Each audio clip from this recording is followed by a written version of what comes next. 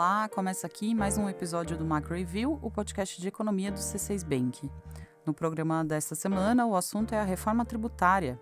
Na semana passada, a Câmara aprovou a proposta que promete simplificar o sistema de impostos brasileiro. A transição para o novo regime será longa e ainda existem detalhes para serem acertados. Mas o texto aprovado já nos dá boas pistas de como deverá ser a tributação do consumo no país. Quais mudanças a reforma propõe? E por que o Brasil precisa tanto e há tanto tempo de um novo regime de impostos? Nós vamos responder a essas perguntas no primeiro bloco e no segundo bloco nós vamos falar de Estados Unidos, em especial do sinal de alta nos juros americanos, da queda de desemprego no país e do persistente aquecimento do setor de serviços nos Estados Unidos. Eu sou a Bianca Alvarenga. Eu sou a Thaís Andréa. E neste episódio vamos guiar juntas essa conversa com você. A Nayara, que costuma estar aqui comigo na locução, está trabalhando lá de Terras Mineiras. Eu espero que na volta ela traga algum quitute lá de Minas, né? Hoje é 10 de julho de 2023. Vamos lá?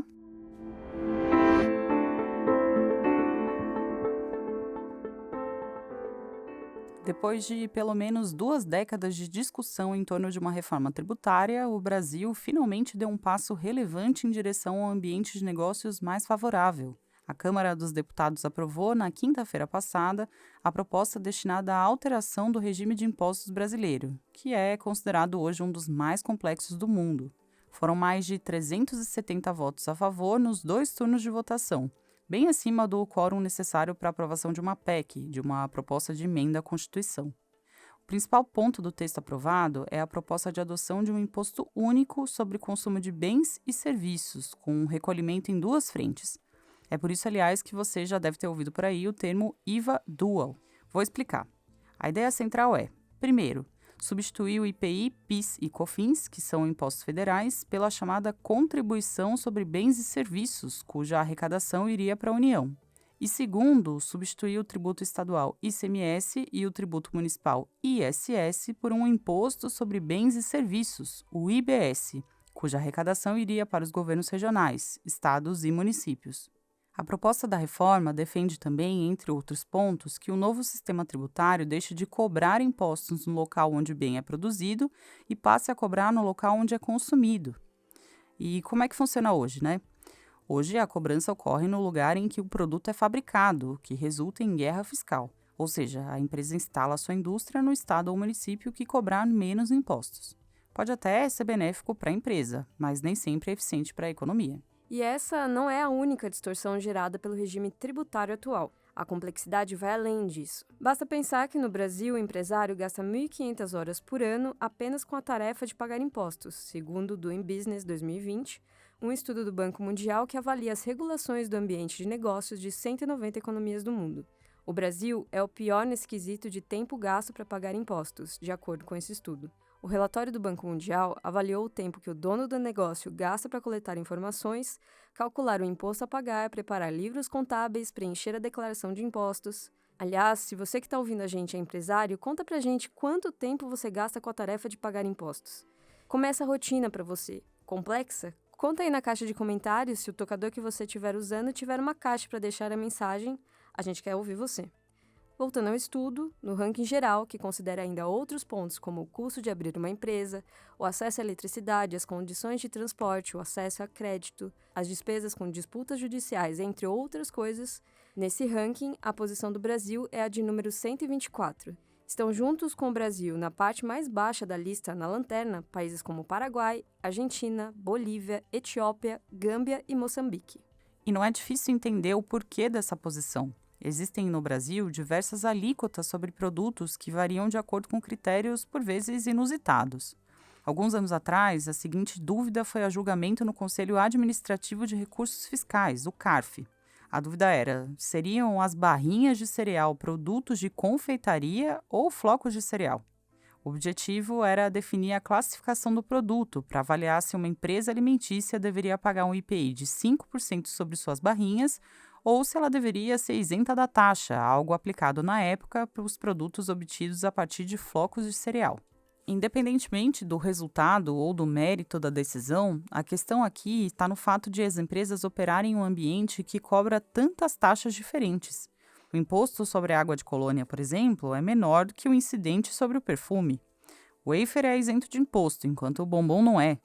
Bebida láctea é tributada menos do que sorvete. Enfim, para investidores que consideram colocar dinheiro em operações brasileiras, tudo isso conta. Afinal, não é interessante projetar os gastos de um jeito e depois descobrir, já com o negócio em curso, que na verdade o imposto a ser pago terá que ser outro, de valor mais alto, por exemplo. Ou ainda descobrir que alguma regra tributária mudou, algo que é frequente no sistema atual. Não é à toa que os processos que questionam tributos na esfera administrativa e nos tribunais, esses processos são inúmeros e alcançam um valor estimado em mais de 5 trilhões de reais no Brasil, segundo um estudo do INSPER de 2 anos atrás. O montante equivale a 75% do PIB brasileiro gerado em 2020. Mudando de geografia, esse tipo de disputa em torno de impostos apresenta um valor médio de 0,2% do PIB na América Latina, tirando o Brasil do cálculo, e um valor médio de 0,3% do PIB no caso dos países da OCDE, segundo dados levantados em 2013 pela própria OCDE. A gente acredita que a reforma tributária é necessária e que ela produzirá efeitos positivos sobre a economia brasileira.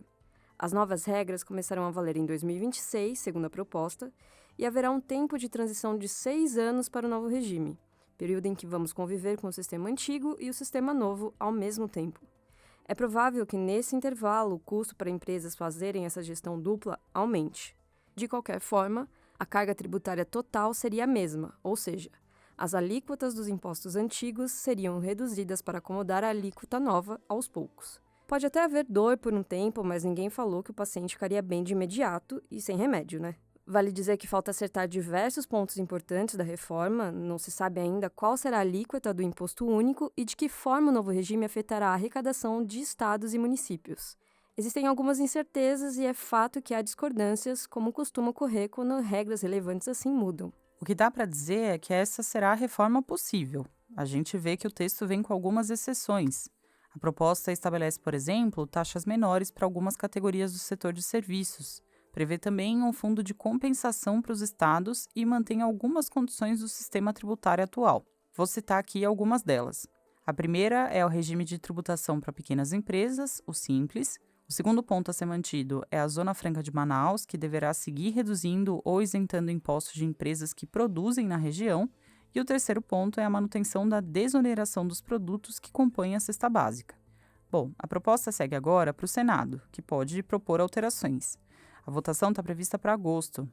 Para processar toda essa mensagem da reforma tributária e entender quais seriam os benefícios concretos para o Brasil, a gente foi conversar com o Felipe Salles, que é o nosso economista-chefe aqui no C6 Bank. Qual seria o exemplo mais claro de uma falha do sistema de impostos atual que poderia ser eliminada com uma boa reforma? Foi a pergunta que a gente fez para o Salles. Vamos ouvi-lo então.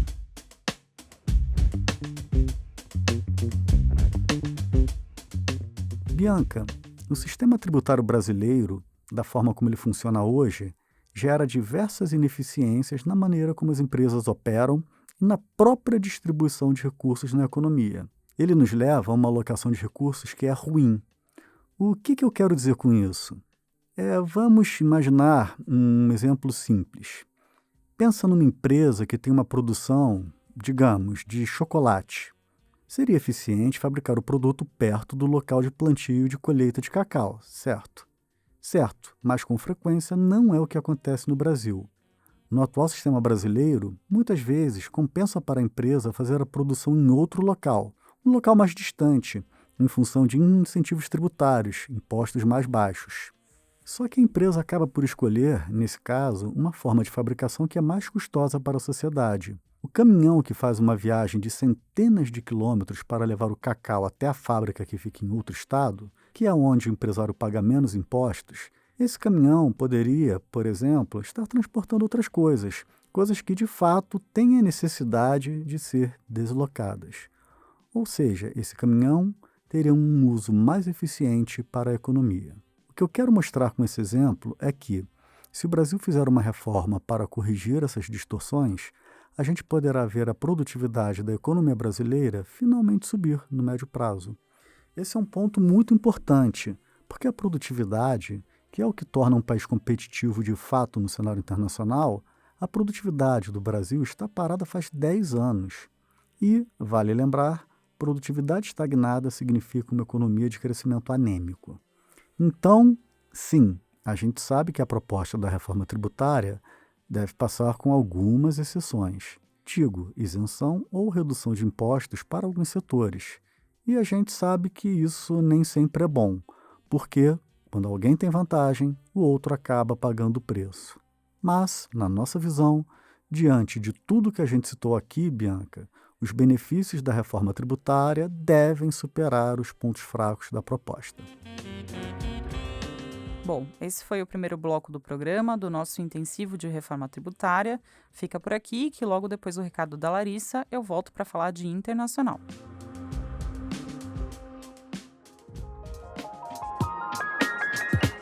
Oi, eu sou a Larissa, especialista de investimentos do C6 Bank, e vim te dar um recado rápido. Todo mês, eu apresento no YouTube do C6 Bank o programa Carteira C6. Ele traz um resumo da nossa carteira mensal, que é um conjunto de ativos selecionado cuidadosamente pelo Comitê de Investimentos do banco, de acordo com o cenário econômico. Vá lá conferir! youtube.com/c6bankoficial.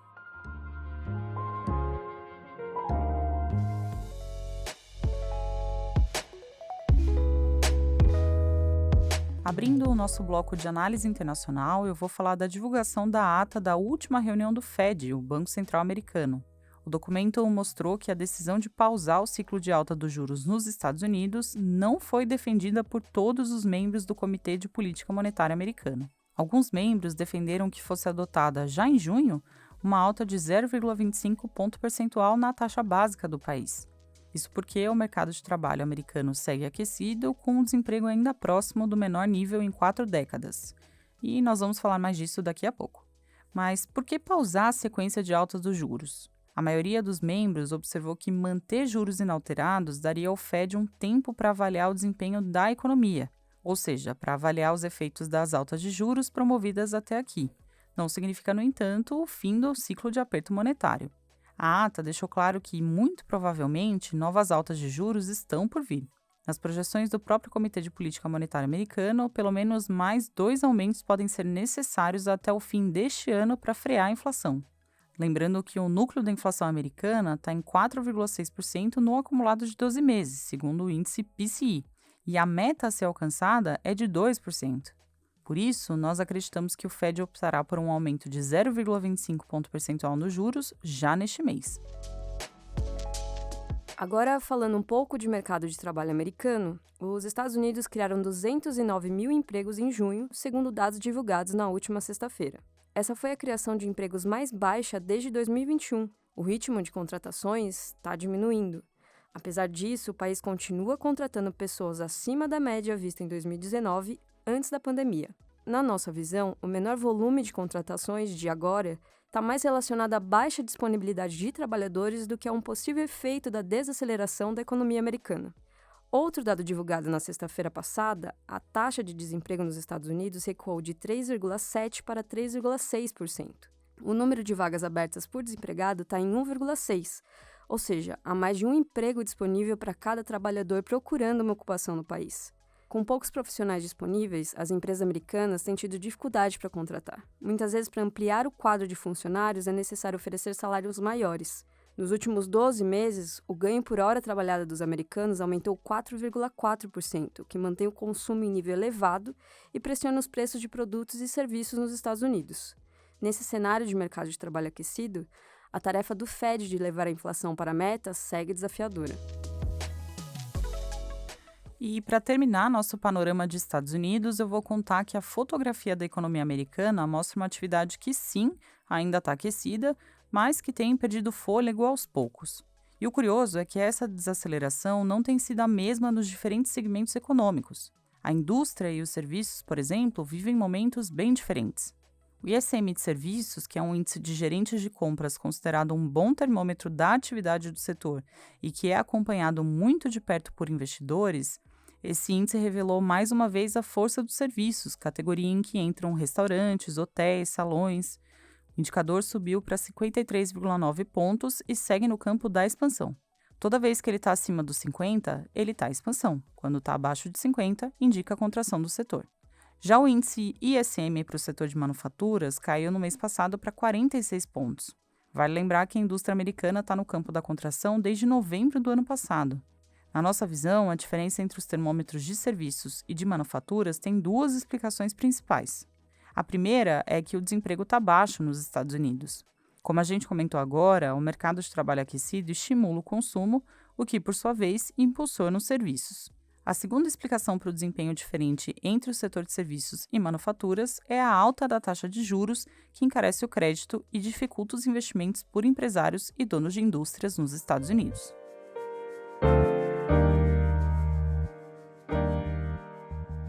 Partindo para nossa agenda, eu compartilho agora os dados econômicos que a nossa equipe acompanha nos próximos dias. Na terça-feira, 11 de julho, o IBGE divulga o IPCA de junho.